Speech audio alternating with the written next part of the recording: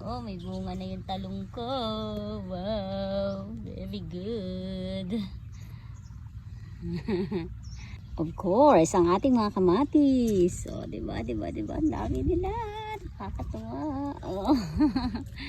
Wow, ang daming kamatis. Oh, diba? Hindi na tayo bibili ng kamatis. Okay, diba? Tingnan nyo naman ang aking mga pipino. Diba? Naka-gear ako kasi ako ay mamimitas ng sitaw. First harvest ang ating halaw ng ating Negro Star. So, ayan. Tayo po ay papunta sa sitawan.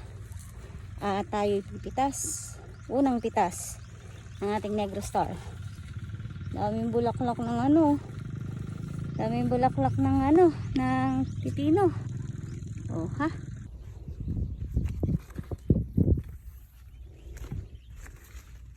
Hindi pa ito pwede. Hindi pa ito pwede. Hindi pa din. Hindi pa yan pwede. Pero mahaba na. Ito pwede na to. Yan. Ganun pa din tayo. Balik sa dati. Pihit.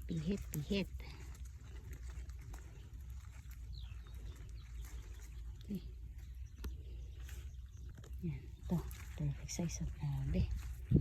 Haba, oh. Ito pa. Ito kasi hindi mo to kinuha. Nako.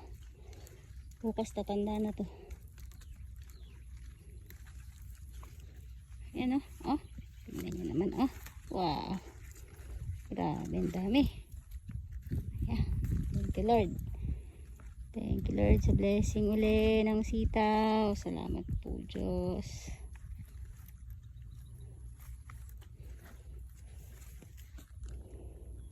Ano yun? Tingnan.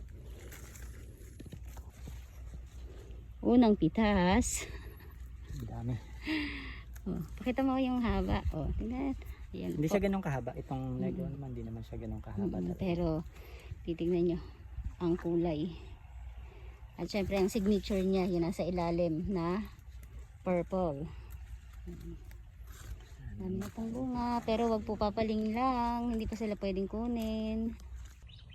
Unang pitas. Tadan! Ayan na siya. Dami pa. Nasa isang tudling pa lang kami.